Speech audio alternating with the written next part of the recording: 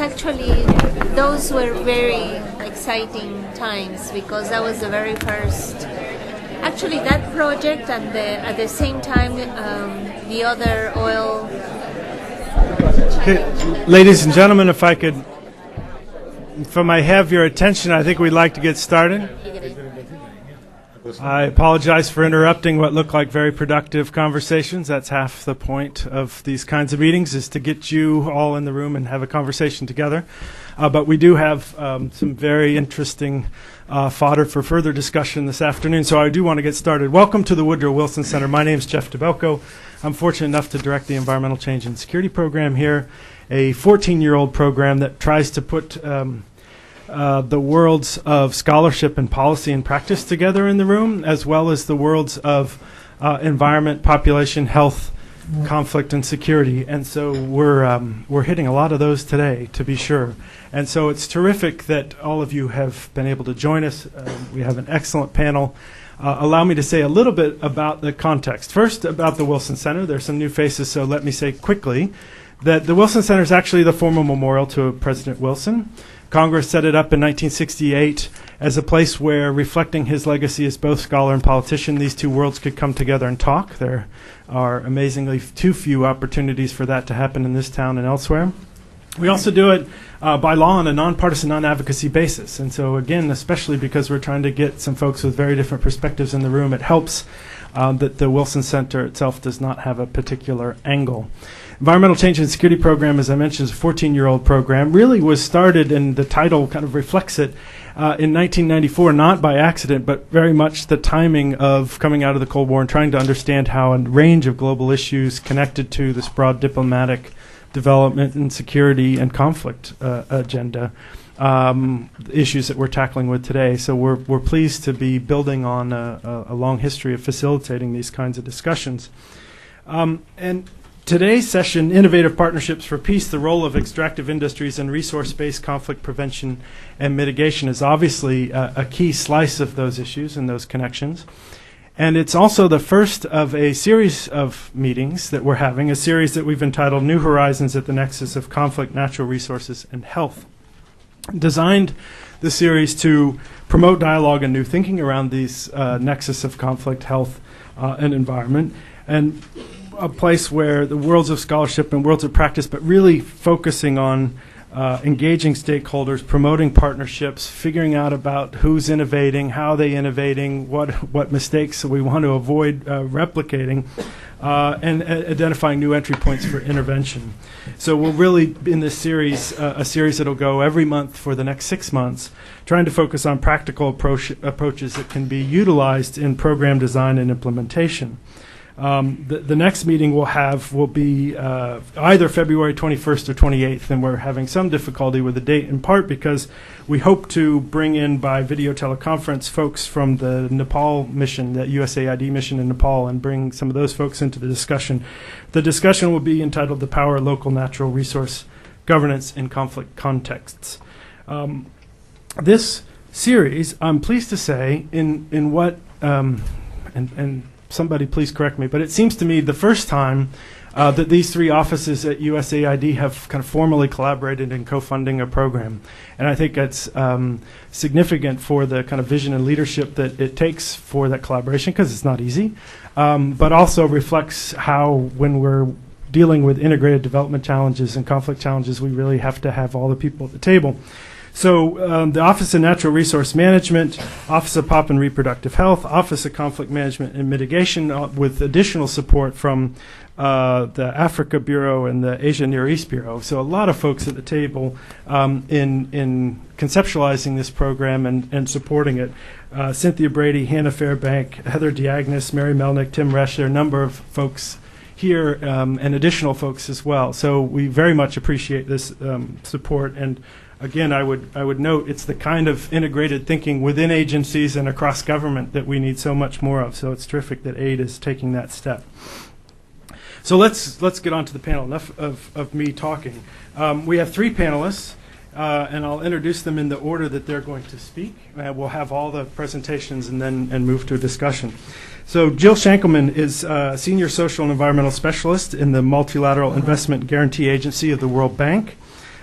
She's going to give us an overview of past and present private sector interventions that are targeting conflict and outline some of the existing frameworks and again, try to see so we don't reinvent the wheel, so we learn from what works and avoid what doesn't. A number of you, I'm sure, have seen some of the work that she's done here recently at USIP, focusing on the petroleum sector. And so it's terrific that Jill can join us here at the center. Avecita Chicchón is the director of Latin America and Caribbean program at the Wildlife Conservation Society.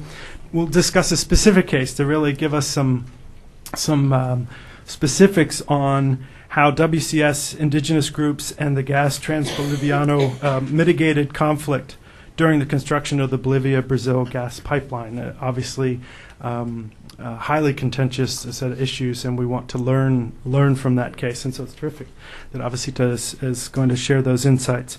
And Ashton Carter directs the Energy and Mining Program within Conservation International's Center for Environmental Leadership in Business, a group that, frankly, I don't know how you keep track how many of these different companies and businesses you've been working with. It's certainly got to be a juggling act, but a wide range of experience working directly with companies in the various extractive industries. Also, be interested if you can share some insights on his role on the Independent Advisory Board of Extractive, which is a global mining group. So we're looking forward to Ashton's comments as well. So Jill, I'll turn the floor over to you. Okay, thank you. Thank you very much, Jeff. Well, it's a real pleasure to be here today, and I'm looking forward to hearing from my fellow panelists and very much looking forward to the discussion which we're all going to have. As Jeff said, my role is to give something of an overview, something of an introduction, to look back as well as forward. And you'll see that I argue that the extractive industry's approach to conflict prevention and mitigation really has got to be seen within the overall approaches that are being developed to the wide set of resource curse issues, of which conflict is one. So what I'm going to do is do a really quick bit of context about extractive industries, then run, again, very high level through the issues, then look in particular at some of these innovative frameworks that have been developed to address some of the issues, then provide you with very much my evaluation of the achievements, the limitations and the challenges, present to you what I think are the next step priorities. These are not World Bank policy next step priorities, these are Jill Shankleman's next step priorities, and then draw some conclusions. And I hope that will give us a base for the discussion going forward. About the time the Woodrow Wilson Centre got going, post-Cold War, we started on this current phase of development in the oil, gas and mining industry with a very substantial global expansion of oil, gas and mining activities by Western companies. From the 1990s onwards, a whole lot of resource curse issues started to be rediscovered and experienced. Work that had been done back in the 1970s on Dutch disease by the economists came back into profile, and awareness started growing amongst, I think initially, some academics and some NGOs, and much more slowly amongst extractive industry companies and policymakers, that discovering oil, discovering big recoverable mining mineral resources in poor or transitional countries was going to lead to as many problems in terms of development and stability in those countries as it was going to lead to positive change and development.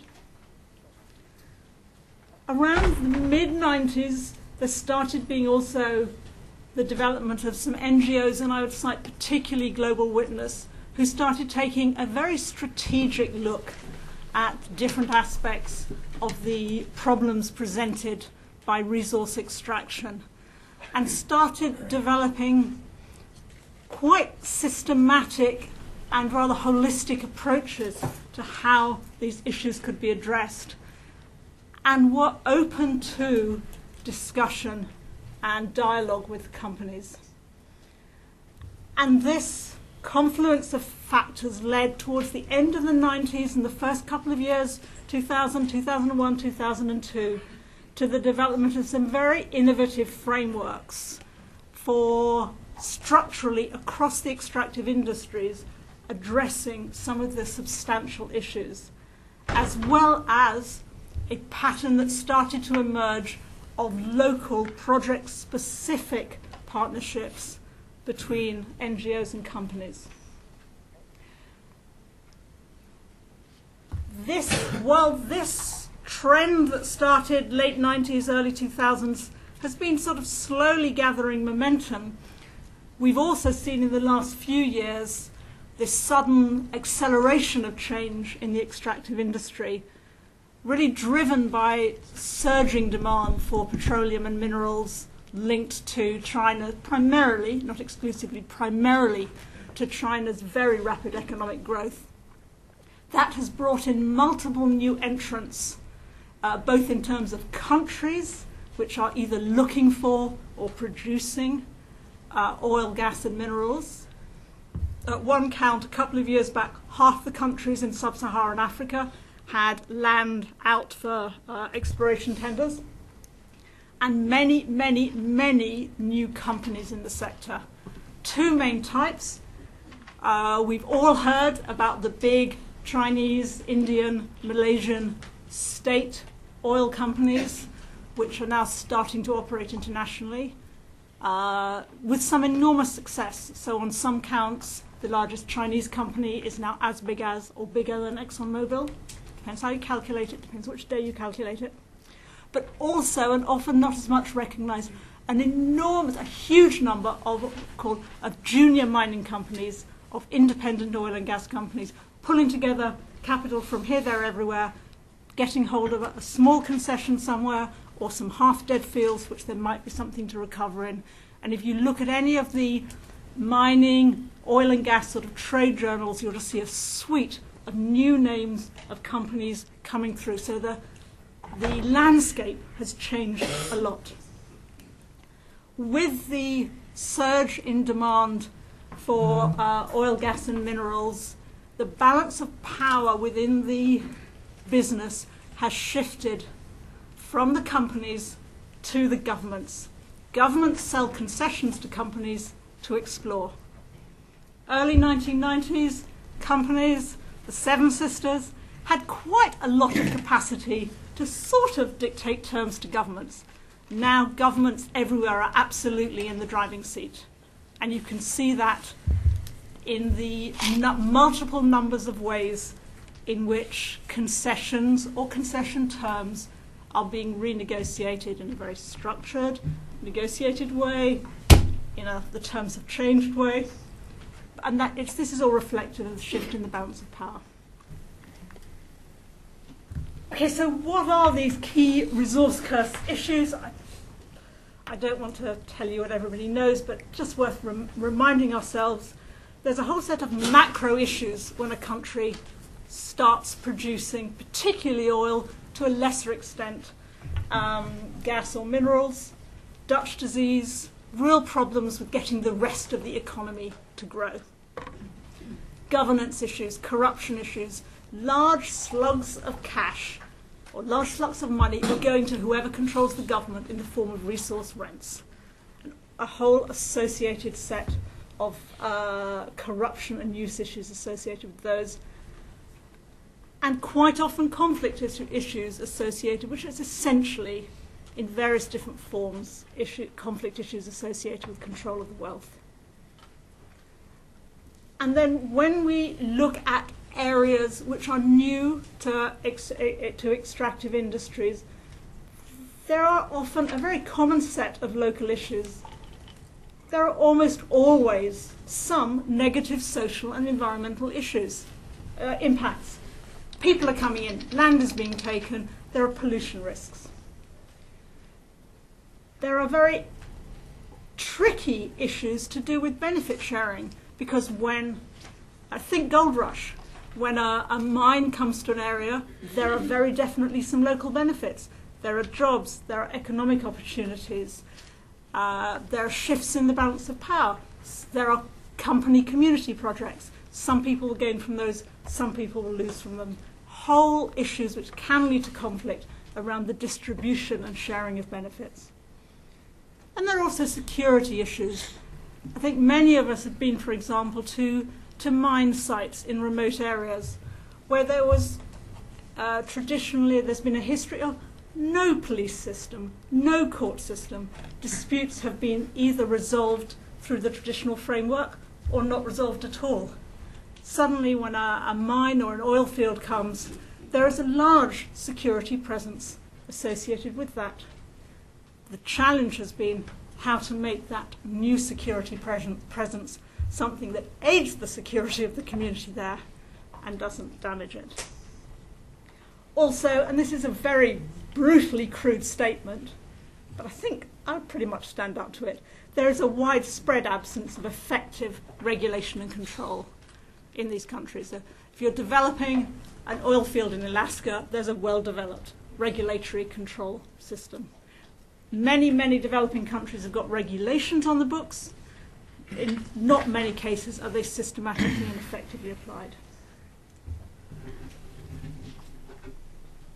So faced with this environment, faced with this difficult operating environment, with NGOs that were highlighting a whole lot of the issues, faced with real difficulties in developing their projects in a large number of countries, faced with conflict, faced with community disputes, there was a coming together of NGOs and some of the leading extractive industry companies to establish some formal frameworks for managing things better.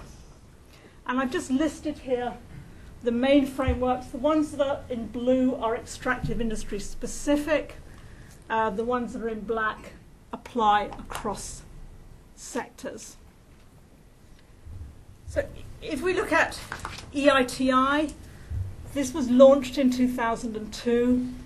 It was launched through a coming together of a small number of NGOs, a small number of the major Western extractive industry companies, and a small number of NGOs. And the idea was to develop a system for getting transparency and accountability about what happened to the revenues that companies paid to governments in return for the rights to extract oil, gas, and minerals. And the reason that this EITI, Extractive Industries Transparency Initiative, came together is that the companies were being pressured by NGOs to say, your activities are financing corrupt governments. And one solution to this was to try to bring some openness into the world of revenue payments. And it's a very long-term game. The argument is that eventually, when citizens in countries rich in extractive resources learn what their governments are receiving, eventually that will build up a political dynamic that will get those revenues properly used. And if I can give you an example of why it is so important to get this, way back in 1998 I was doing some work on behalf of BP in Angola, looking at the social impacts of oil developments in Angola. And I had a meeting with the Deputy Minister of Health. Good guy. Knew what they wanted to achieve in terms of health improvements. But he had someone on the sort of outer circle of the centre of quite a tight government. No idea of when the oil money was going to reach the government of Angola. No idea of how much it was. So therefore was in no position, even within the political establishment, to lobby effectively for the resources that were needed to develop the programs. So EITI addresses revenue management. It's become quite a sophisticated program now.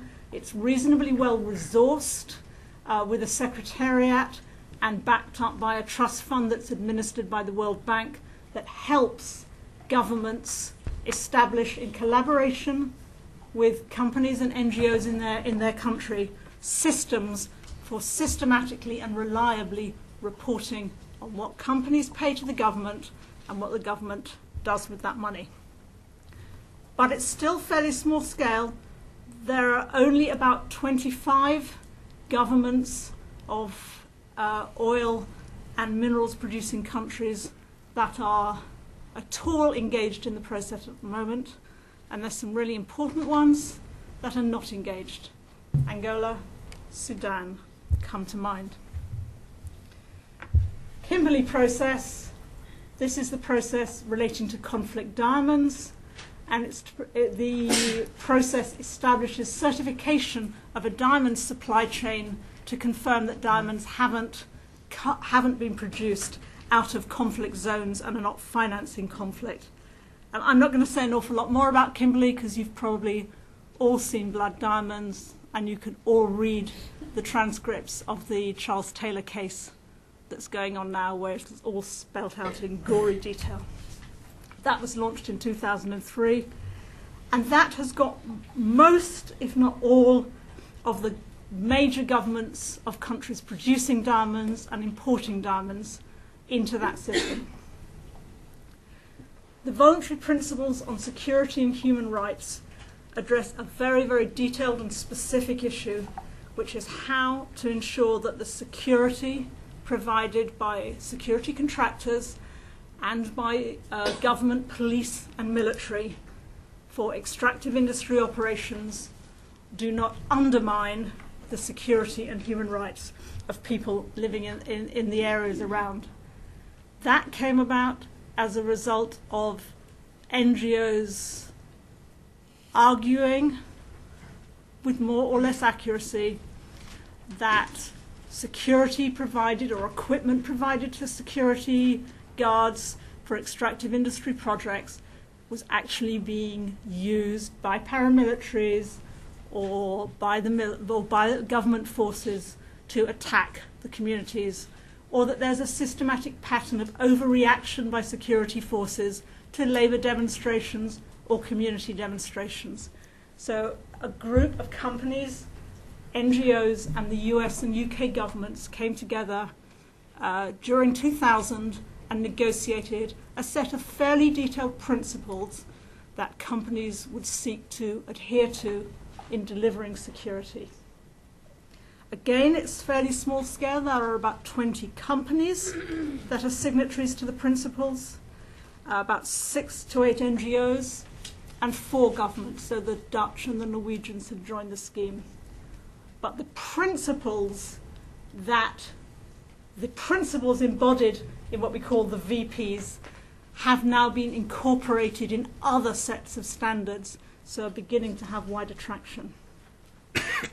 So all of those 3, I think, very important initiatives came about out of direct negotiation and discussion between extractive industry companies, NGOs, and governments.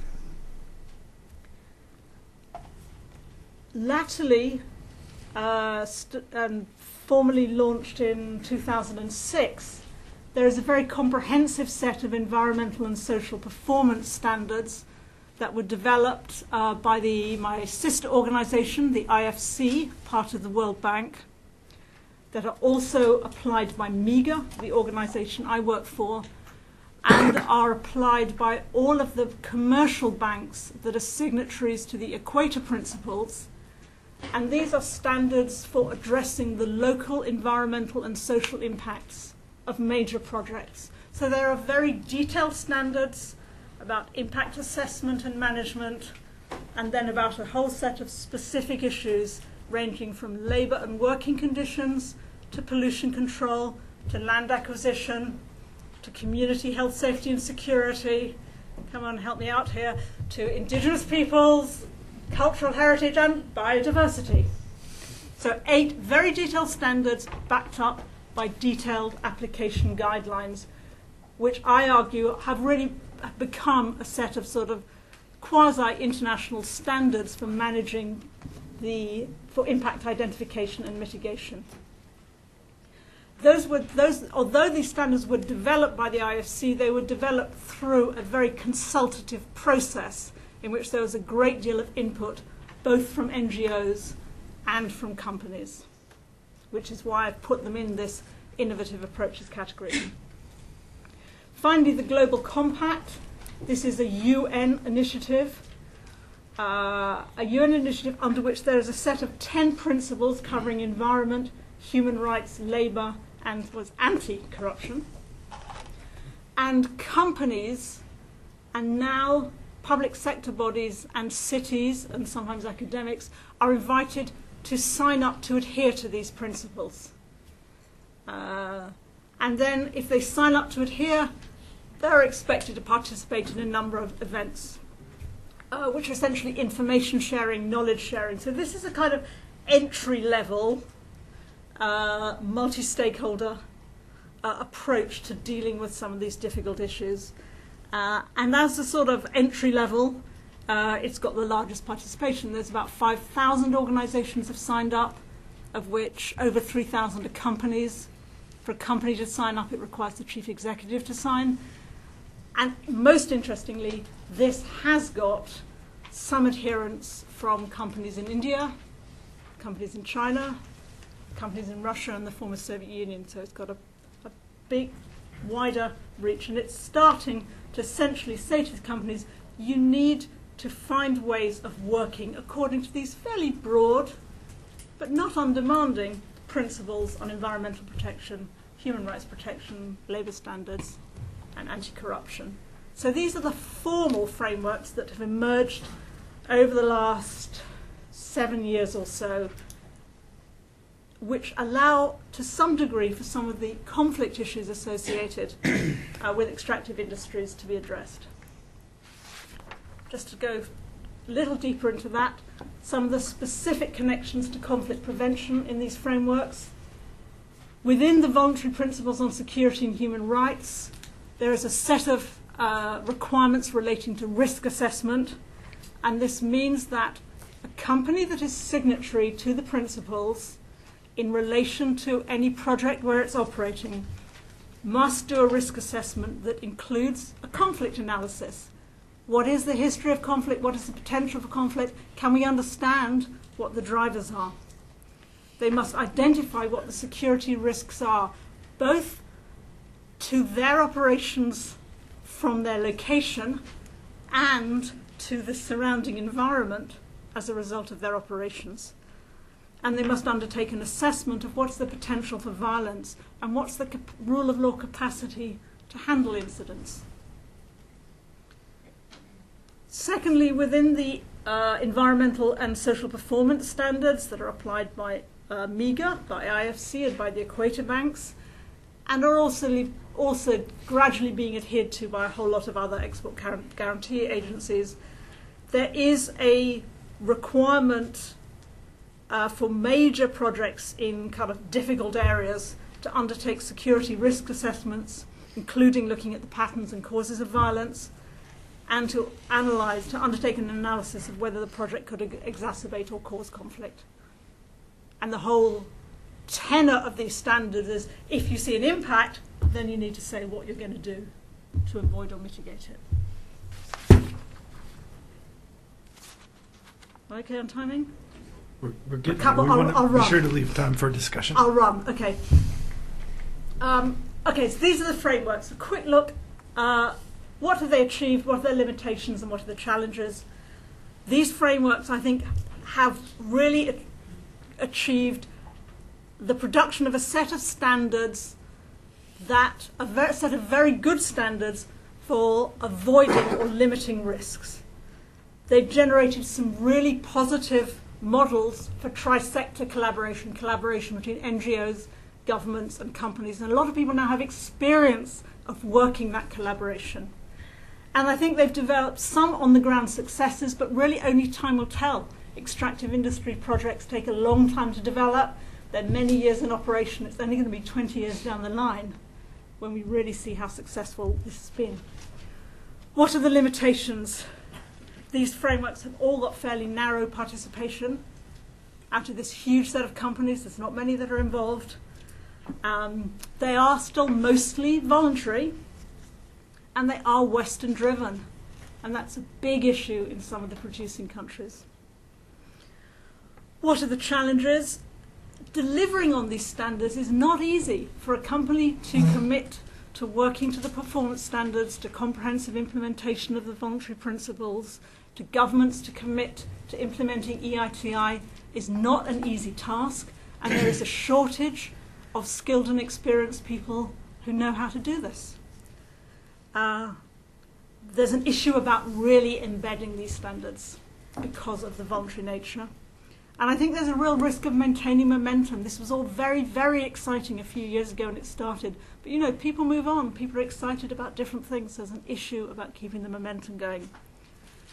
There is a huge challenge to involve the new players, particularly the Chinese and Indian companies and some of the independents. I'm more optimistic than many people about the possibility of involving some of the Chinese companies in this, because they are beginning to face the same risks and the same problems that led Western companies to think about this stuff a few years ago.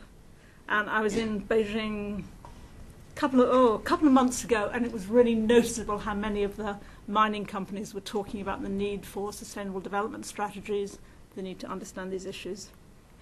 And the huge challenge is that this is great for risk avoidance, but we need to go further. So my idea of what we need to do next, we need to really expand the reach of these existing frameworks. We need to build a lot more guidance materials. We need to set up training. We need to build the capacity to deliver on them, and this is across the sectors. We need to really involve the emerging extractive industry superpowers. And actually, I mean coy, I mean China and Russia, which I think is going to be more of a challenge. And we need to really promote the value of these frameworks in the host countries to the people who are studying, to the NGOs, to the technical professionals in the host countries, so that they can take ownership.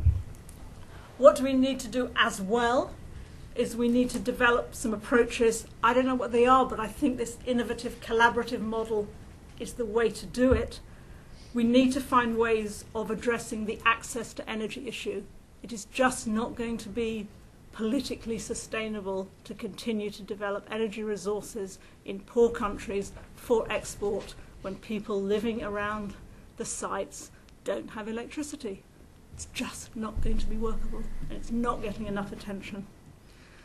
We need to really get better at developing serious local economic benefits, serious training so that people can get jobs, not only the unskilled jobs, so that they get some backward linkages, so that materials and goods and services going into the industry can increasingly be provided locally. We can't continue shipping those in from Houston.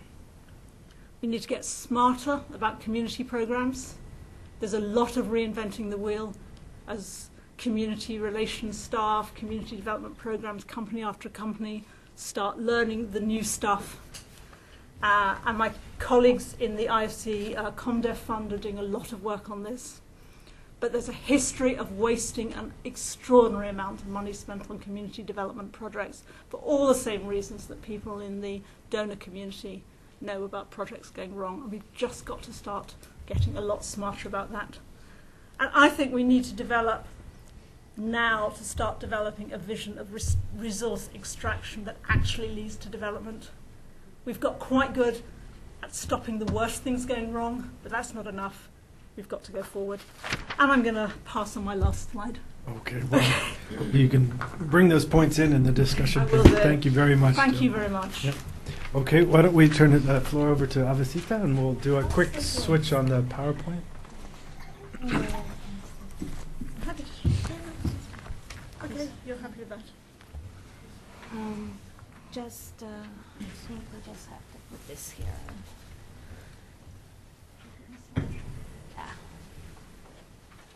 All right. Okay, thank you, Jill. She raised very good points that are a good transition for what I'm going to say. And, well, good afternoon. Thank you for inviting me. It is a pleasure to be here today to share with you the story of a significant experience to manage conflict through solid alliances around the use of natural resources in southeastern Bolivia. This one. Okay. The principal message that I would like to convey to you today is that the alliance between an indigenous people and a conservation organization was the key building block to mitigate potential conflict when a corporation that had an agreement with the national government claimed the right of way over a portion of a national park and an indigenous territory. Ultimately, the corporation also became an ally for conservation and a promoter of indigenous development. But the road to arrive to that outcome was not an easy one. It is of note that the same landscape is not seen in the same way by different groups. Each group comes to the table with its own biases and with its own priorities. For conservationists, the Chaco region is an important high biodiversity area that needs to be conserved because of the intrinsic value that it contains. For indigenous people, the Chaco is the source of their livelihood and the anchor of their cultural values. For the national government, the Chaco holds the potential to generate revenue for the development of the country, and for corporations, the Chaco contains rich natural resources that will provide profit for their stakeholders and services to their clients. Despite the different set of priorities, it was important then to find a common objective and build upon it. The Greater Chaco is a 1 million square kilometer region shared by Argentina, Brazil, Paraguay, and Bolivia. In Bolivia, it is located in parts of the departments of Chuquisaca, Tarija, and Santa Cruz. The Chaco region is the third largest in South America, after the Amazon and after Patagonia. It is generally dry and contains thorn forests, savannas, and marshlands. A high diversity of ticks also. It is indeed a harsh area for human habitation, and many biologists that have gone into the area are committed to be there for a long time, and some don't want to ever go back. But there is much seasonality, and the abundance of fruits and seeds have harbored a diversity of animal species and a high density of vulnerable species, such as the jaguar, giant armadillo, giant anteater, peccaries, including the rare Chacoan peccary, birds and reptiles, among other species. The Parapetí River is the backbone of the Isoseño region, and it's seasonally dry. It's actually dry most of the year. Most communities are located along this river. The Wildlife Conservation Society has worked in the Chaco constantly in the Chaco since the early 1990s, although WCS had biologists working there earlier. But the program started in the early 1990s. And the reason that we decided to work there with a comprehensive program it was precisely because of the high potential for conservation, for the great biodiversity that it contains. From the beginning, WCS recognized that the only way to preserve this key ecoregion was by establishing a transparent alliance with CABI, the Capitanía of Alto y Bajo Isosoc, which is the representative organization of the Guarani from the Isosoc people. The Chaco is remote and sparsely populated, and it was conserving itself because there wasn't much present, but now it does suffer the impact of several threats. Over the years, sporadic hunting for subsistence has not had a significant impact over animal populations. However, sport hunting for pelts has had negative impacts on animal density, particularly on big cats and on crocodiles. The illegal trade of certain animal species, such as birds, birds have also contributed to the reduction of biodiversity. Deforestation by the expansion of the agricultural frontier, by colonists from highland communities, and also by people from the Mennonite faith to cultivate soybeans extensively for international markets have also affected the integrity of this very dry and biodiverse region. The roads that are being built to link the Pacific Ocean with the Atlantic Ocean are having important social and ecological impacts. But today we're more concerned about a particular case on the impact of energy development. These regions are particularly sought after international markets are highly volatile. So while conservation organizations and indigenous organizations typically have a short planning horizon tied to funding cycles or to a strategic plans of 10, 20 years, corporations that are focused on the extraction of non-renewable resources such as gas and oil secure concessions from 40 to 50 years with the national governments, so their planning horizon is much longer than the ones we have.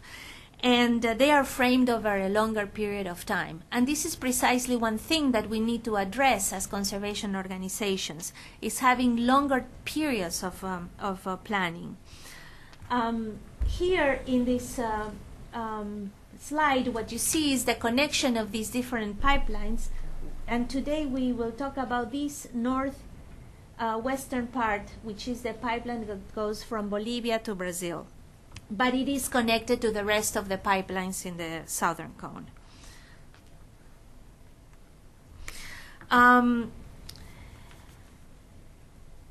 In 1995, the alliance between WCS and CABI promoted the creation of a national park, which was a very good accomplishment. And the national park, right here, Caia National Park, 3.4 million hectares. And here you can see the indigenous territory, 1.9 million hectares, next to the national park. The pipeline crosses here. This is the part that crosses the Bolivia. In the mid-1990s, the Bolivian government awarded a concession to the Gas Transboliviano, GTB company, owned by Enron, Shell, and other smaller companies to build a gas pipeline. You can imagine that at the beginning of the negotiations, hearing Enron was a little bit difficult. But this was actually a company that existed, so there was better grounds of collaboration there. The pipeline would have started in Rio Grande from Santa Cruz, and after 3,100 kilometers, it would end in Porto Alegre in Brazil. The construction of the pipeline was made possible by loans from the World Bank, Inter-American Development Bank, and the CAF, Corporación Andina de Fomento. The Bolivian portion of the pipeline was to be built over 555 kilometers. The conflict arose with the realization that much of the pipeline, as you can see in this slide, would cross the Caia National Park, managed by the Guarani from the Isosog, and would also cross the northern part of their indigenous territory. At this point, there were at least 3 clear alternatives for the Guarani, for the CABI. They could have opposed completely the construction of the pipeline at great political risk because it was a concession given to a corporation and it was of national interest to construct it. It was going to be constructed anyway. They could have accepted the construction without negotiating directly with the companies and hoping to get some limited compensation. Typically, companies go community by community, negotiate very small compensation, a few notebooks here, a school there, addressing short-term objectives. Or they could have negotiated directly with the owners of the pipeline so that they could address the potential negative social and environmental impacts of the pipeline, but incorporating long-term objectives. The indigenous Guarani from the Isosog chose the latter option, to negotiate directly with the company in order to address long-term objectives. In order to understand the Guarani position, it is important to understand who they are, where they come from. Unlike other Guarani groups, the Guarani from the Isosog have never been under the permanent domination of external groups. The Spanish arrived into their territory from the south and were never successful in establishing missions in their territory. However, the Guarani did adopt certain Spanish structures.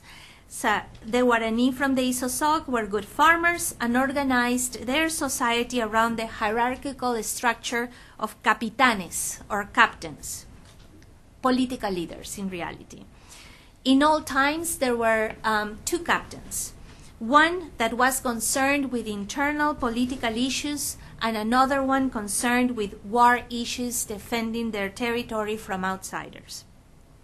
Just as children today learn the names of the presidents in a country, the Guarani children can tell you in order the names of the different capitanes that they have had for the last 100 years. Until the Chaco War, which took place, the Chaco War was a war between Bolivia and Paraguay over the Chaco territory, which this took place between 1932 and 1934 in this particular area. The result was a population that was decimated. The system was relatively egalitarian, and there were female and male captains until the Chaco War. After that, there were only male captains in the communities. It was only in the 1980s that female capitanes were reestablished. This was accomplished thanks to the efforts of Felicia Barrientos, who is pictured here, standing in the bed of the dry Parapetí River. Currently, she was able to then empower women again, and this was a great accomplishment for institutional strengthening in the Cabi. There are about 12,000 Guarani in the Isosog who live in 26 communities. Each community now has a male and female capitan, and all the capitanes respond to the Capitan Grande, Bonifacio Barrientos, within Cabi. Bonifacio was instrumental in the creation of the national level organization, indigenous organization in Bolivia, called CIDOB. And now Bonifacio is also a member of the Senate for the department in Santa Cruz in Bolivia. There is much diversity among the Guarani communities, but they are united by a strong cultural identity developed over many generations that have responded repeatedly to external threats.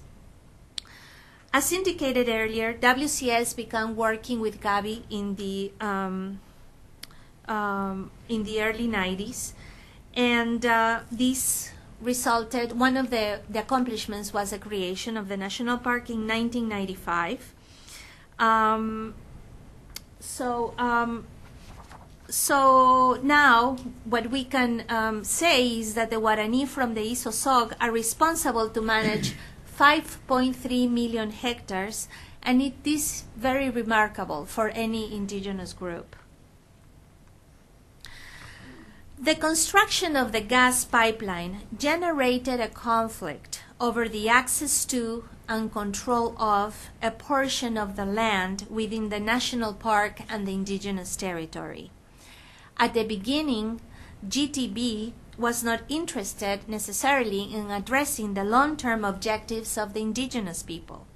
But after many conversations and negotiations, the company understood the importance of creating a financial mechanism that would sustain the development of the indigenous people by securing the titles over their land, and also by establishing a trust fund to secure the management of the national park. At the end of the negotiations, the company awarded about $4 million for this initiative. $1 million was secured in a trust fund for the national park. $1.5 million was awarded for titling of the lands for the Guarani Soseños, and the rest was used to support natural resource management activities with the Guarani communities. This experience has resulted in an indigenous organization, CABI, that is stronger and with more experience to face external threats. CABI has achieved first what no other indigenous organization in South America had achieved before: to manage a large protected area with a trust fund and to manage their indigenous territory adjacent to this high biodiversity area. The current government in Bolivia is now run by an indigenous leader from the highlands, Evo Morales. In the past year, the protected area system came under threat, and it was CABI that provided support to maintain the system. The reason that the national park system came under threat and the government was proposing to nationalize the national parks was because there were this type of arrangements of private administration by local peoples that had access to particular funds to invest in those protected areas. So these trust funds are secured outside of the government system. So one of the reasons was to nationalize them in order to have access to these funds. Thankfully, CABI, being also an indigenous organization from the lowlands and with ancient challenges and fights with the highland indigenous people, and this is a lesson also for the outside world, that they think indigenous people, they're all the same, they must be friends. No, as we know, they're not. And we see all over the world that different ethnic groups have their all-time quarrels with each other, and this was one of them.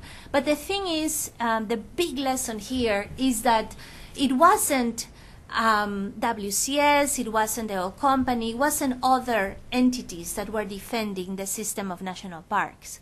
It was CABI, the indigenous organization itself, that through this experience had learned on how to manage with many obstacles and problems, had to manage this large complex of land.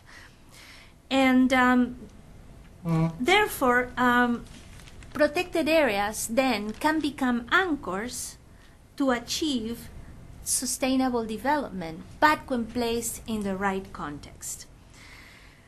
Another big accomplishment is that CABI successfully passed the test of USAID's pre-award survey. And you know better than me that that's very difficult to accomplish. So it is one of the few and probably the only indigenous organization that has the legitimacy to administrate its own external funds from cooperation agencies without intermediaries. CABI has become an example for Bolivia and indeed an example for the Americas. Their experience has been showcased in many international fora, such as the World Parks Congress, the Convention on Biological Diversity, etc. Now that Bonifacio Barrientos is a senator, he is also providing his deep expertise to the rest of the country. So, were the objectives met? For conservationists, high biodiversity areas are preserved under different categories: national park, indigenous territories. For indigenous people, zoning has allowed them to concentrate the use of natural resources where they can maximize their benefits and they can count on resources for titling. For Bolivia, companies keep generating revenue for the country even though they want to renegotiate contracts to maximize gain. Nationalization of energy companies did not succeed, and these were the kind of things that a young country that has to deal with new situation, they had to face the fact that if they nationalized this pipeline or other oil companies, they wouldn't have the human resources, the capacity to control it themselves. So they step back a little bit on that nationalization process. And for the companies, while the prices of gas and oil keep going up, they are doing very well. And while the rest of the world keeps using these resources too. So they face threats, but they had to. Mainly those threats are of the political nature, national level politics, and they have become allies as they realize that this is good. As they realize that it is good business to become to be good neighbors. Obviously, this is an experience that happened over the last 10, 11 years. The work is not over. Remember that our planning horizon here is more than 40 years. 10 years is only a little bit, but we can say that we have accomplished a lot in these different alliances, particularly the alliance with the oil companies in this case was not an easy one, but it has resulted in a very productive working relationship.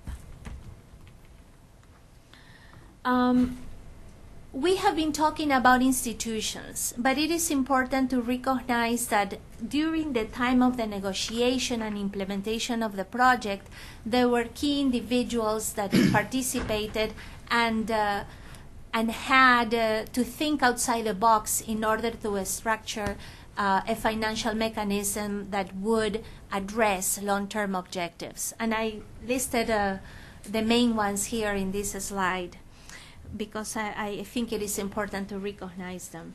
And the main objective that we were all under was the sustainability of natural resources, the conservation of the landscape, that we do have, we see the landscape through different eyes, but we do have a common objective, and that's what we try to maximize. Finally, I just would like to thank the donors that made the work of WCS possible in the past and currently in the Chaco.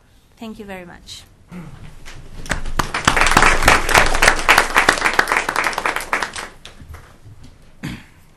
Do you want to move? No? Do I have to move? No? Do you have slides? I have a few slides. Oh, okay. I didn't really put on. So in the, do I have to touch this? Or is that Nope, that one? it works. Sure does. So in the invitation went out, the original billing for this space in the agenda was given to a representative of the private sector. Speaker, it's called Meeting slide? it's called something like Woodrow Wilson. Woodrow Wilson. Oh, this Not one. terribly imaginative, I'm afraid. Yep. That's the guy. That's it. That's it. Yeah, speaker to be decided now. As the introduction revealed, I'm not an employee of a mining, oil, or timber company. In fact, I work for an NGO, a conservation organisation, and so I can't speak for business or represent companies. And perhaps before I start, I did check the attendance list, but have any companies sneaked in without us knowing? Yeah. Well, as we found in talking to them, they I think, what was the phrase? It's terrific that you all are talking about it. We're going to do it and keep giving you things to talk about. So they didn't want to be the ones talking about it themselves. Okay. Well, then we can speak freely.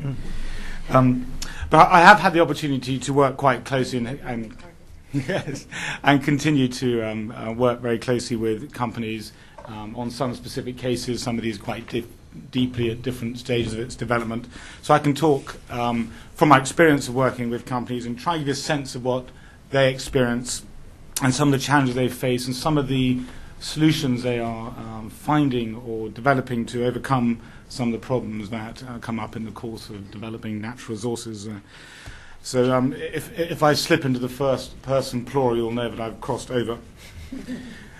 So I thought what I'd do is I'd just spend a few minutes framing the issue of conflict and natural resources as we understand it in today's context, trying to do that from the perspective of the company. And then I'll look at some of the solutions through some case studies. You mentioned Extractive in Peru, that's one I'll bring up, and some others as well. And then finally I've been asked to reflect on what are the reasons for why companies should be concerned to play a part in the prevention and mitigation of conflicts at natural resource projects. So first, what is the what creates this conflict and this unrest from the perspective of companies? So I picked just kind of three things that I could think of. These, of course, are not the only causes of conflict, but I think they capture many of the roots of discontent that we find at natural resource projects. The first of these is what I call the unmet promises of a mineral economy, and Jill referred to this in her remarks. You know, when oil or minerals are found in a country, especially poor countries, hope is born and expectations run high.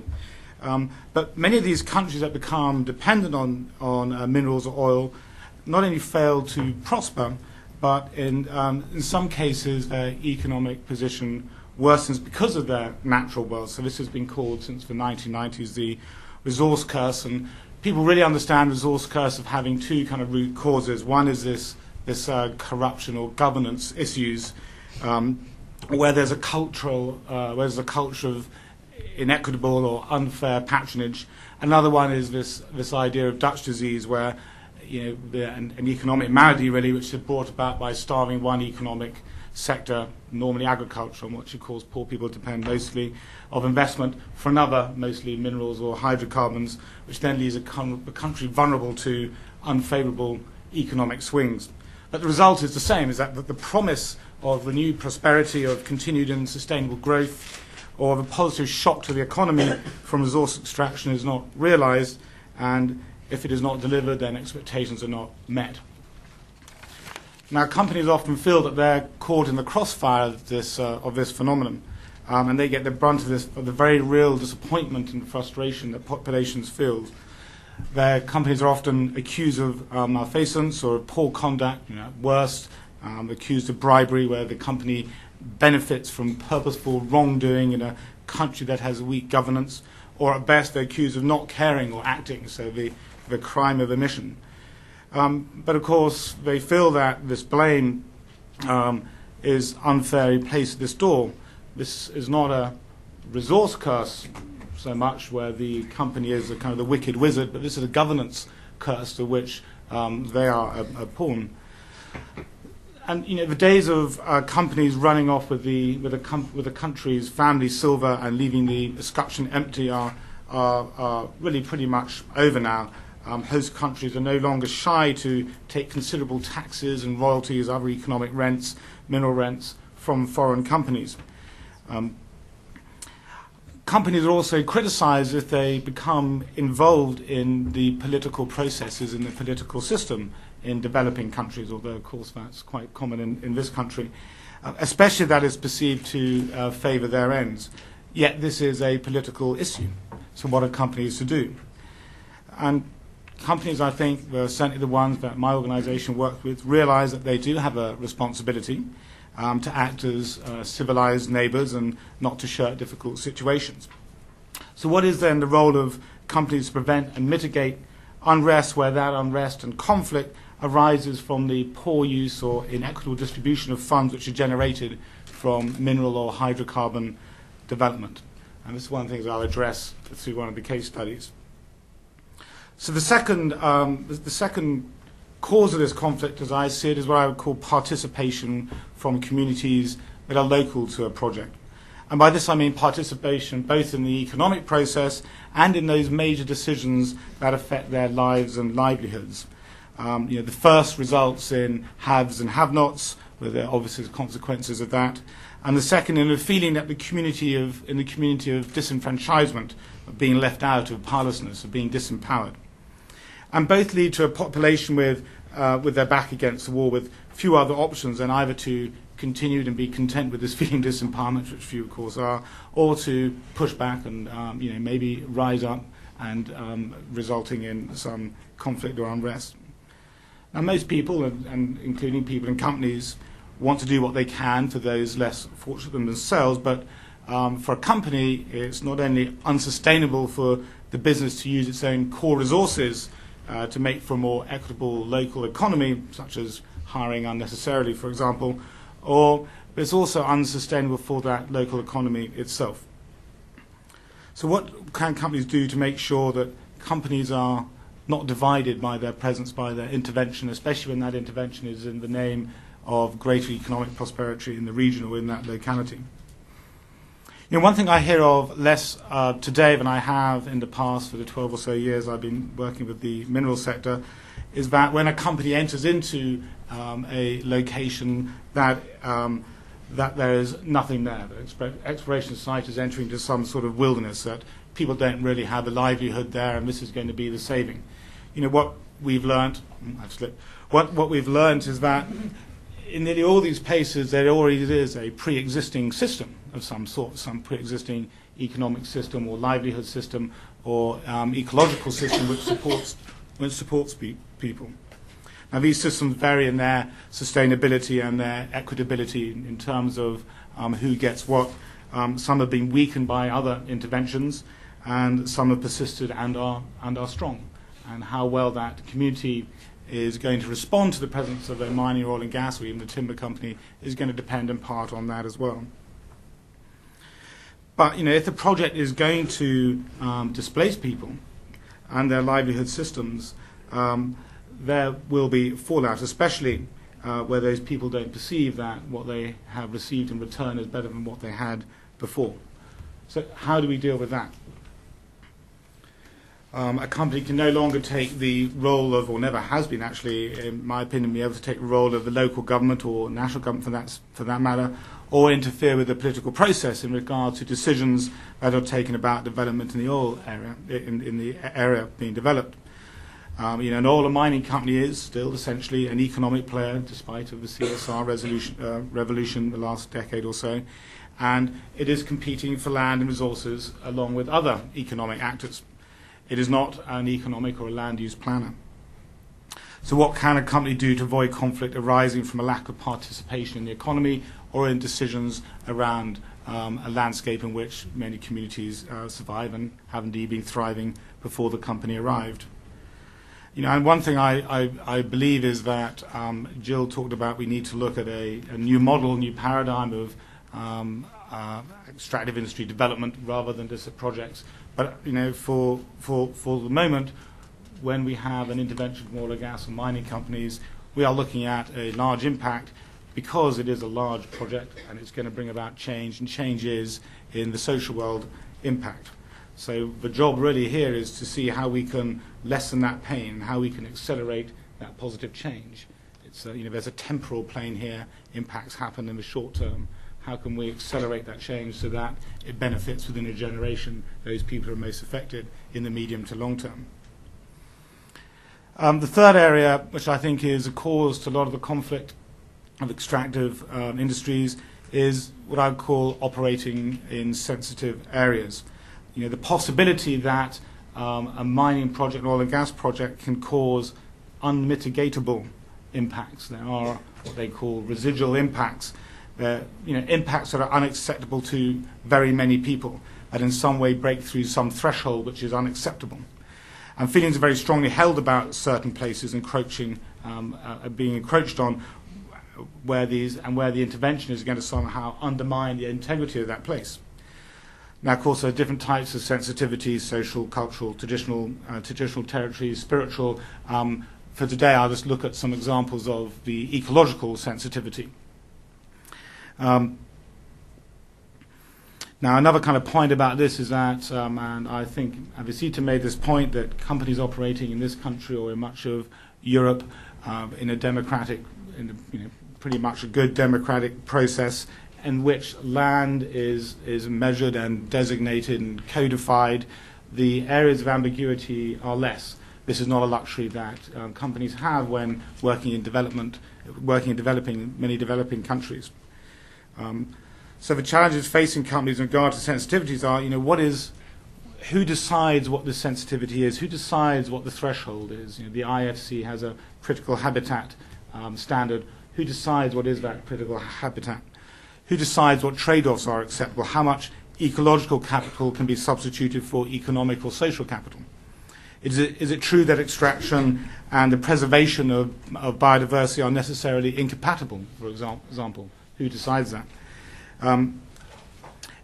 If our companies operate in certain areas or decide not to operate in certain areas, will this put the company at a disadvantage? and how can you then reconcile your responsibility to your shareholders and your responsibilities to a sense of sustainable development. So those are that's the frame I set out, kind of three critical issues that, or causes of conflict that I think companies see are very much at the base of some of the unrest at mining projects. So through some case studies, then I'll just look at how some examples of how these are being addressed, sometimes overcome, and sometimes not so successfully. So first, looking at the role of a company in the face of poor governance, of corruption, of the politicizing of a natural resource and the revenue that comes from it. In the introduction, mentioned I'm on the advisory board of a project called the Las Bambas project, which is owned by a company called Extractive, which is a copper mine in Peru. It's a pretty big copper mine. It's going to be 1.1% grade. It's a significant reserve or resource at the moment. It's near Cusco, so it's in the provinces of Cotabambas and Grau, for those who know the country. And interestingly, it's the first greenfield site, the first kind of a virgin project that the company's actually worked on. The others have been through acquisition. So for the company, this is an important test for its own economic and social responsibility, sustainability. The political backdrop there is very changeable, as you all probably know. In 2006, there were elections, and there were wide, sweeping changes at the national and the local level. In the local elections in November of 2006, almost all members of the local authorities were replaced. So you can imagine what a sort of unstable situation that is for the company trying to kind of forge alliances in the country. It's also very polarized in this area. In this part of the Andes, there's a lot of poverty, and very often, when I spent quite a bit of time in that part of the country, and Avecita might contest to this, that the campesino is very often used as a political resource in the different groups' political aspirations, and that makes for a very unstable situation, which is only multiplied by the kind of the backdrop of a putative Bolivarian revolution coming from the north, which is also inserting money into that area as well, making for a altogether pretty volatile place to develop a mining project. At the same time, there are, as was mentioned today, there's rising prices of commodities, copper included, but nearly all commodity categories. And as I mentioned, there's a increased confidence in countries to extract more rent from companies, royalties and taxes and other ways to squeeze the companies a little bit more and get what is rightfully owed to the country. And in Peru, existing operating and future operating companies have agreed that a percentage of their profits should go to social funds. So that's kind of the backdrop. Now, in August 2004, Extractive signed the exploration rights and option, and for $121 million, $45 million to be paid straight up, and another sum later on to give you the kind of the scale that we're talking about. This is for exploration. The actual production is a decade off. And additionally, they have put in $47 million. I think I got my first slide actually coming up here. I think there's a slide of a check for $47 million. $45.5 million, and they put in another $2.5 million. Yes, so they put in another $500,000 million later. And so this is as well as the taxes, as well as the royalties. They also put in extra money for this social fund. And the idea of this social fund, the idea of the government, is that this should go to bolster the communities who are affected by the community through delivering development projects and infrastructure and whatever is appropriate in that area. Now, the way this is structured is that the government of Peru, through something called Pro Inversión, as sort of a quango, manages the fund as the trustor, and the trustee of that is a bank. And the trustor is, up until recently, is the sole decision maker of how these funds are spent, with the power to authorise or instruct the bank exactly what to do with these funds. As well, there's something called an executive council, which is formed by the mayors of the districts of the areas and regional governments, pro-inversions on that. And also Extractive has one member on that as well. More recently, there's been representatives from some farming communities local to the area as well. And the main function of Executive Council is to approve the investments, is to kind of build up that pipeline of development projects in the area. So this was handed over in 2004. If you go to the next slide. Oh, so why am I instructing you to do this? I'm quite capable of doing it myself. And so this was, you see, we got this report back as advisory committee back in September of last year. And you see that not really all that much has been spent. Actually, I was kind of speculating this must be the only development trust fund which is actually gaining money from interest. And so the problem for the mining company here is that the social fund is seen as a mechanism by the government to make sure that those local to community, those local to the project, those most affected by the project don't lose out from the economic opportunities that project presents. So they get to participate not only in the economy there, which is going to be built, but also in the decision making of how that money is spent. And I think there's a kind of interesting footnote here that this is kind of pre-feasibility in the project life cycle. So no decision has been made whether this project is going to go ahead. So this is quite significant actually that the company has started so early on, and that I think is one of the principles or best practices that we need to remember. Now, so why have these problems arisen in this fund? Well, I mean, I'm sure you can imagine, because I'm pretty sure that you have similar, face similar problems yourself, that there's a great deal of politicking within this fund. You suddenly get $45.5 million, $47 million, and you have the national government and the local governments, the regional governments all involved. There's a lot of wrangling, which has led to, of course, paralysis in terms of anything being spent. That's kind of one of the key problems. Another one, which anybody working in development or conservation will recognize, is actually trying to build up a pipeline of projects that you can actually invest in. It's if you go into an area where there has been little experience or little history of development projects, asking communities to suddenly come up with a plan to develop a new school and infrastructure, of course, is asking a little bit much. So it's that building up that pipeline is extremely difficult. There's also, of course, not only politicking within the fund itself and the actors in there, but also between the many different communities in the area of influence as well. So, you know, politics is playing a huge role, putting the company in a difficult position. So what do we learn from that, and what did the company do?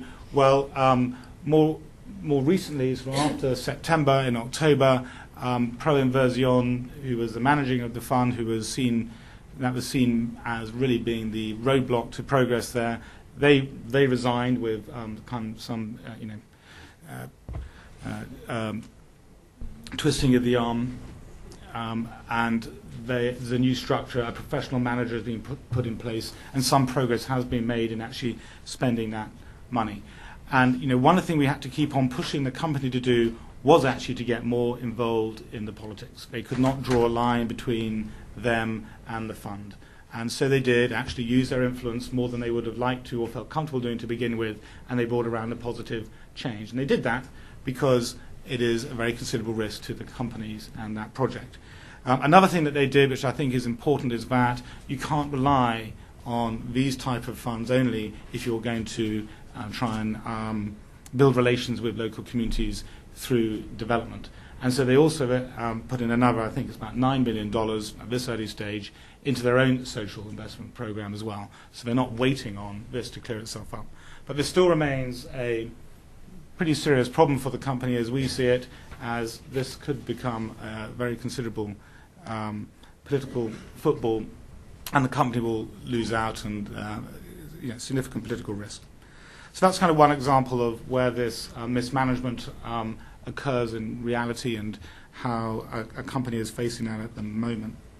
So the second cause I mentioned was the lack of participation in the economic benefits. At a local level, this is. And the problem here is figuring out who is the community, who speaks for the community, how to reconcile the have and have-nots and so on. Where do we draw the line? And also a problem for a company is that these kind of multiple levels of negotiation that they have. You enter into a country, you deal with the national government, you then have to deal with the regional government, you then have to deal with the local government, all of whom might be competing or have very different views. Where do you take your lead from, and how do you manage that kind of sovereign risk, that change at the different levels of the country?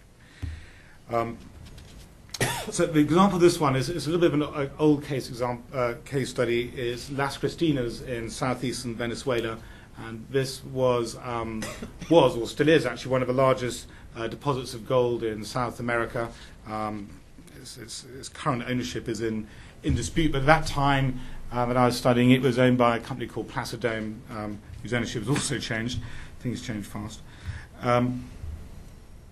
At that time when I was studying it, the area had this pre-existing system, which was small-scale miners. So there are many artisanal miners not working in a very strong community at all, who were digging on the site. The regional development authorities' solution to these small-scale miners was to move them off the concession and throw down a few bits of Wrigley tin and timber and tell them to get on and build their own dwellings. But of course, this isn't a problem that went away, because people tend to want to stay where they are, might not have the resources to move, and they started to move back onto the concession. So the response then of the regional authority was bringing in the National Guard, and which then set up another system then of resource movement, which was around bribery for the National Guard and paying dues and protection money from the National Guard to allow the small-scale miners to go on the concession. So you can see the kind of wheels in the wheels. So here we have a problem. In fact, the local community has been cut out of the action, and they aren't allowed to participate either in the economic benefits or the major decisions affecting their lives. Pretty much down on their luck, and the problem has been passed de facto to the company, as the company's faced invasions every day. So how should they proceed? They had really a choice. They could go down the security line, or they could try something different. Going down the security line 10 years ago wasn't an option which, was an option that many companies took, where now people were a little bit more educated.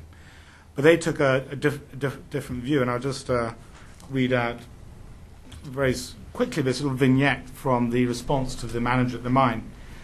And what he said is, talking about the small-scale miners, if they invaded the place, the security simply told them to get out. If they didn't, they called in the National Guard. This is no good at all. I stopped all that. I took all the supervisors to meet the miners, to see them digging in the jungle. I noticed that one of the supervisors was very good at talking to the miners. I told him it was a vital job to liaise with them, and created a small miners liaison role for him. From then on, the area was clear of miners. The guards' remark on an invasion: let them stay there a couple of days and then get them to leave. They have to eat, after all. So we create a relationship with them of mutual respect. They would always try to enter every day. We meet them with a wave, a smile, and then escort them out. By 1997, we recommended that the Les Rojas be an area of tolerance. So the point is, you just can't shift people. Communities attached to places. They live there, and they live in it. They live there, and they live there all their lives. I learned that in Colombia. Companies just can't come and exploit the minerals. They have to live with their communities, learn how to work with them. So what this company did was realize that it had to accommodate the community, and they set aside a part of their concession and organized those small-scale miners so they could work in a productive and less ecologically and socially and healthily damaging way. And what they were thinking about there, the paradigm here, which I advise companies, is that you don't want to think about compensation so much. Of course, that's very important in terms of making sure you meet international standards, but you want to think about the long-term development and preparedness of these communities. What are they going to be doing in the long term? And then look to see how you can contribute to that sustainable development. running a bit short of time, so I'll nip to the last one. And I think I've got a few more slides there. And looking at the ecological conflict. So let's see. So of course this is a cartoon which tells us a little bit about the reputation that oil companies have. There's really sort of a deep mistrust that they really can operate in any kind of grown-up way in protected areas. But the reality actually is something rather different. Is that oil and gas, the impact from oil and gas field itself is actually relatively small. You might have a different argument about pipelines, but it's a pretty small pinprick in many places. The point I want to make by this slide is that even in protected areas, if you have a campaign which is asking companies to not operate in protected areas, it can be a Pyrrhic victory for conservation.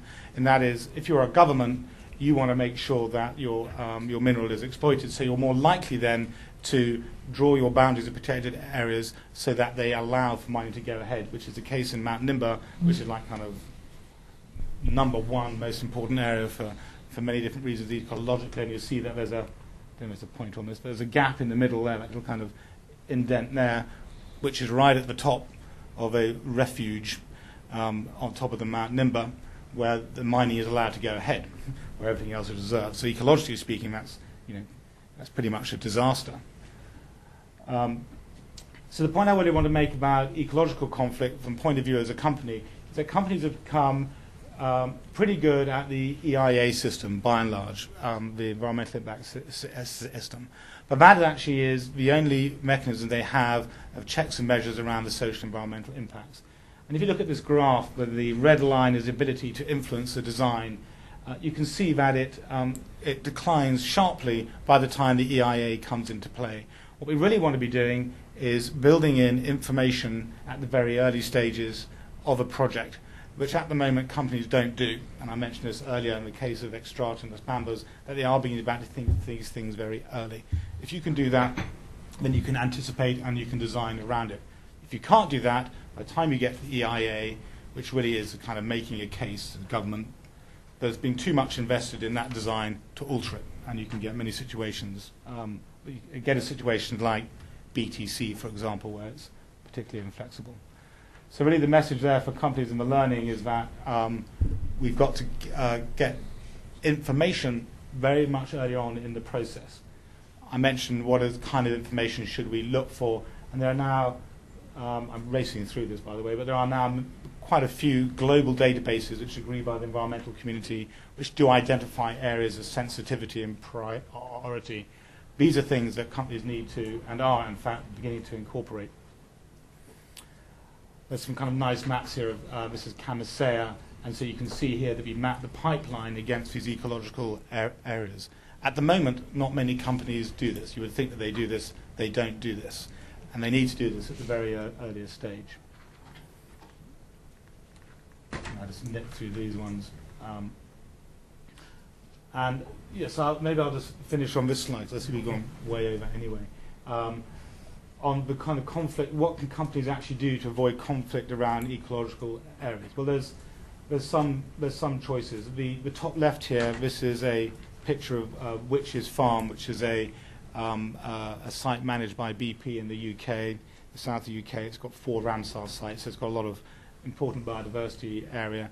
They are actually operating there, and the way they did that is through the longest kind of stretch horizontal drilling. So in some cases, there is a technological fix. So I think the argument is there to be made, and in some cases, you can extract hydrocarbon or mineral wealth and also preserve, and as long as that goes back into the conservation, enhance the protection of important biodiversity areas.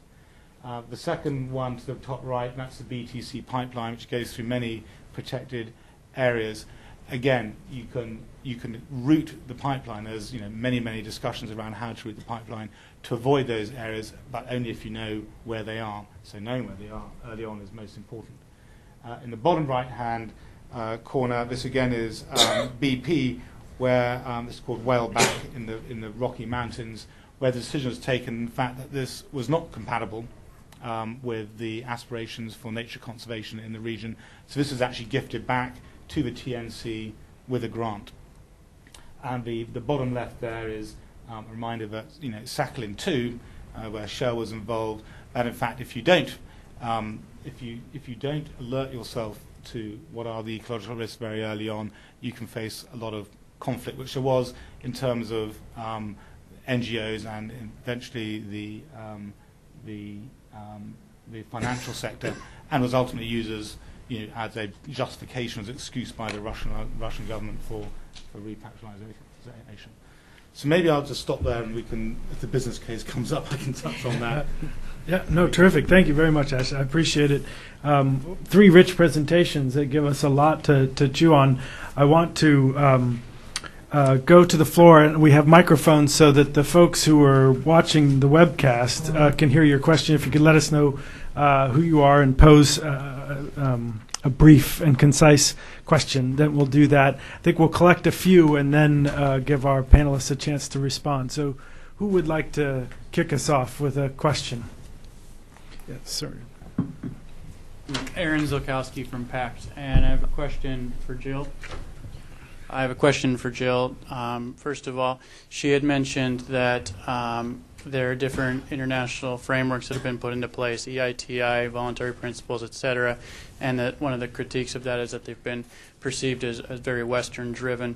I'm just curious if you can offer some more nuance in terms of how they're perceived in Latin America versus Africa versus Asia. And then the second question for Assheton or any of the panelists, with regard to the case study with Zastra in Peru and the way they've set up a foundation, do you know of resources that have been put together that really analyze a bunch of different cases where companies have tried to do social investments and that would look at best practices or the challenges that have been faced? Thank you. Okay. Do we have some other questions before we give our panelists a chance to respond to that? Or we can go. Okay. Yes. It was the hand right here. Hi, I'm Mark Bellera from USAID. I have a question that's related on the Extrata example.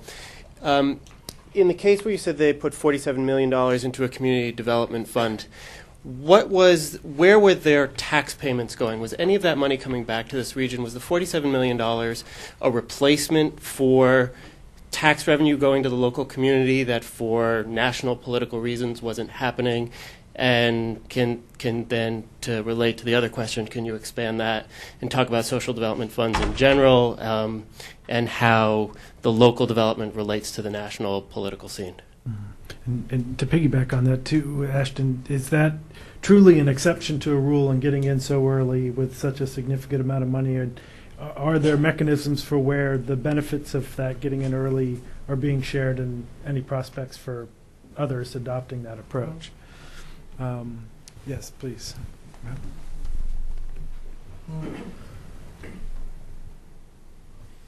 Hi, it's David Plum from Search for Common Ground.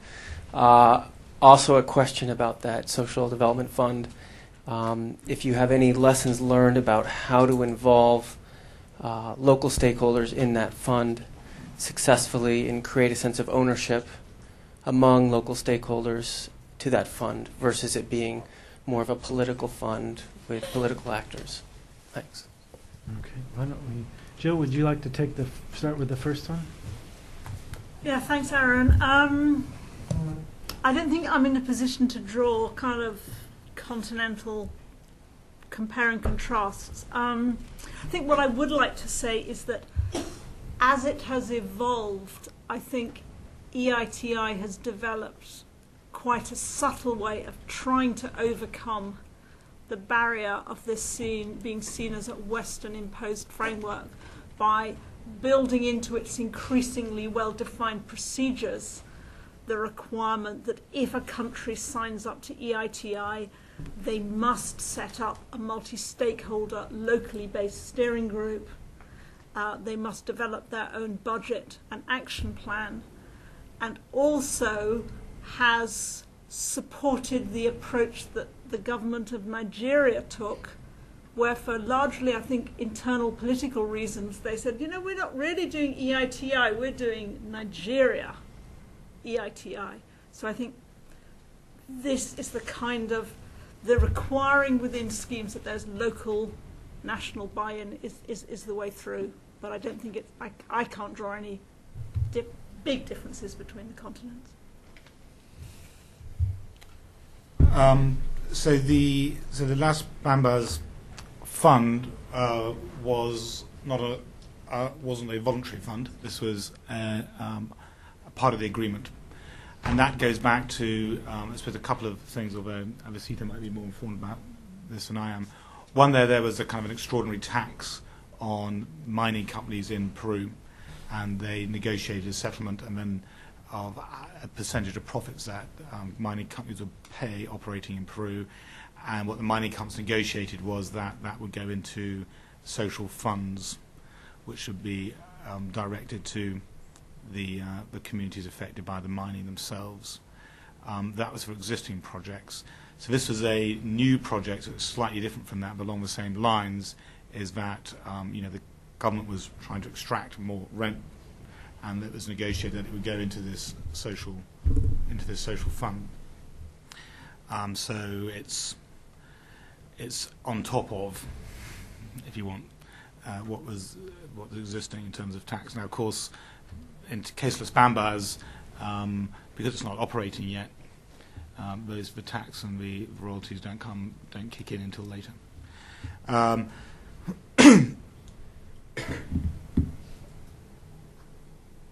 There's another question around that as well. Yes. Okay. So the examples, some of the literature. I'm a little bit out of this now, but certainly IPECA, which is the oil and gas industry's kind of sustainable development organization, they've done a set of guidelines and case studies on good examples of social investment. ICMM, the International Council of Mining Metals, they did one, came out last year, I think, as well.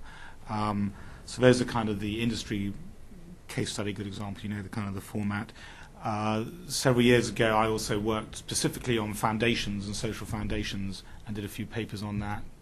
And I'm sure there's some more literature on how kind of private foundations of companies work. And I think the lesson from there is that they work where foundations work. And there's some cultures which accept foundations like India and some which don't. Can I just throw just a source of information, because my colleagues in the IFC's ComDev have just launched a website which has got an enormous amount. It's a data dump website. I mean, it's structured, but that would be quite a good place to go to find all of the material you're talking about, and more current material as well. And I think it's www.comdev.org, but if not, it should be findable through, does anyone know? www.ifc.org otherwise, but that's got masses and masses of case studies and examples of all sorts of different approaches. But I think the whether foundations work or how do you get companies involved is quite a complex thing. It's really how do you separate out money that can be from a company that can be used and developed used for development by communities, and then who's guiding communities through them. So there's a whole lot of complexity around that. But I think it's more interesting to look actually at the social investment activities of companies and how they are managed, rather than the foundations which are kind of set up separately, because that's kind of part of the whole project directory. Your question, is this an exception that companies start early with that amount of money? More and more companies are starting early, probably not with 45 million, and I would say that that's kind of one of the problems. It's too much money early on, because the real trouble with all this is how do you spend it in some of these areas. We will, by the way, on the follow-up and on the Wilson Center website with the summary discussion meeting, have the slides and also some of these links to the reports that have been mentioned today. So we'll put that in one place as a resource for all of you. Are there some other questions? We're going to come one there and cross to Cynthia. Yeah, just a quick question. I wonder if anyone, I'm Diane Russell from USAID. If anyone has heard about this, hi Ashton, this language that went into the spending bill that was passed December 28th by Congress that goes beyond EITI, very strict language about extractive industry, and that it can't just be working towards tracking systems and transparency. It actually has to have those systems in place, and limits U.S. government funding to those countries. Anyone know any more about it? Okay, that's a good quick one that hopefully, if not our panelists, someone in the audience. Cynthia, and then over here. Cynthia Brady, also with USAID. Thank you all to each of the speakers. Really interesting presentations. Following up specifically on Avecita's case study of copy, that case was so interesting for a number of reasons with respect to going beyond risk avoidance. And all of the partners involved achieved sort of mutual benefits, and you certainly saw that there was direct avoidance of conflict between the company and the communities in that area. But I'm curious, when you were having those conversations and you sort of moved beyond just compensation and direct conflict mitigation to addressing the future governance issues and land titling in particular, whose push was that within those conversations? And secondarily, now, is there a particular mechanism for coordination between the three partners that continues to focus on more of the future issues? Okay, thanks, Cynthia. Hi, I'm Blake Hendricks from Citizens Development Corps. Following up on that same question, or a bit in a different direction, one of the things that I found most striking about that case was the power of this indigenous group, the CAVI group as it came to be called. And from my own personal experience and CDC's experience working with indigenous groups in mining, particularly in Guatemala, it's rare to find a group that has such a strong internal structure, strong enough to be able to sit down at a table and talk with the mining industry, with high-level government. So the case is definitely exceptional, but I'd be interested in hearing if you have any resources about similar projects that have been done with groups that had not stood so independently through history and didn't already have such a strong internal structure. Okay. Shall we start with Diane's question? Is anyone familiar with the new language in the bill? Anybody cutting edge informed in here? We'll have to find the answer to the question, put it on the website as well. Anyone? Okay, but thank you for calling that. That's half the battle, knowing that it's in there. When they do omnibus bills, then you don't, including the people passing it, don't know what's in there. So. Oh, terrific. Well, why don't we get that and we can flag that. 3 hours ago. So. Terrific. Great. Thank you very much. Okay. How about our second and third questions? Avecita, would you like to? Yes. Actually, one of the questions that I sometimes get is this experience replicable? No, can this happen in other places? And aspects of it could happen in other places because there were one of the premises for the negotiations was to push each of the actors to work in transparent ways. And in that way, I think that the WCS acted as a broker in a way. So in order to talk with the mining companies at different levels and also in translating the indigenous people's needs into ways that could be acceptable for the mining companies, and also working with indigenous people in making sure that their long-term needs were addressed. The other thing I wanted to say, just for the record, is that this is a very remarkable place in the way that it was remote, and this is why the indigenous people in this area was able to be to have such a strength. They were not dominated historically. They had a strong internal structure. They were very different to other indigenous groups that were much weaker if they come from a different state in their society. They were not hunter-gatherers, for example, like the Waorani in Ecuador that had to negotiate with other companies in the Yasuní National Park. No, so. In this case, the Cavi were farmers. They had domesticated many crops and had an internal structure before the Spanish arrived. So these historical aspects contributed to the strength of this particular indigenous group.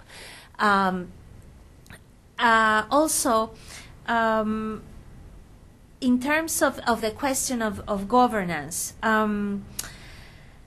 they are addressing, there was conflict that was managed, and one aspect that was extremely important for CABI was land titling.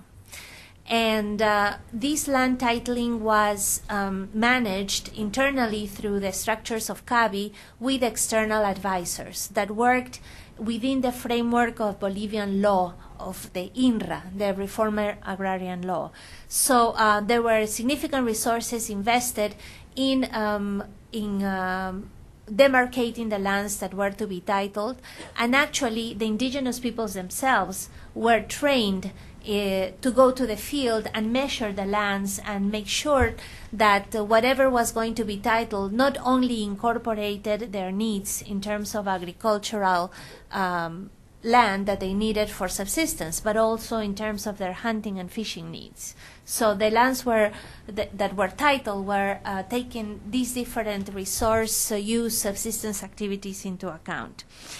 The trust fund is the owner of the trust fund is Fundación Caía, no? So the governance instruction for that is that there is a representatives of the pipeline company, there are representatives of the indigenous groups and other external advisors. So they together have a structure to keep meeting and keep working together on for the benefit of the indigenous people and the land that they want to protect. So this governance structure was established afterwards because there was a need, like I think you hinted, of having a long-term way of managing the funds that would not separate the different interests of the people, but that would be gathered together under the same umbrella. So Fundación Caía was created to do so. Okay. Terrific. Well, thank you very much, Avecita. We've kind of come to the end of the time, which is too bad because I think there's obviously a lot more to discuss. As I mentioned, we will make on the Wilson Center website a number of these things available and connect to some of the reports and other efforts mentioned in today, as well as have summary discussion in the PowerPoint slides and the video and such. We look forward to seeing you here again next month. We'll be sure to get you the notice for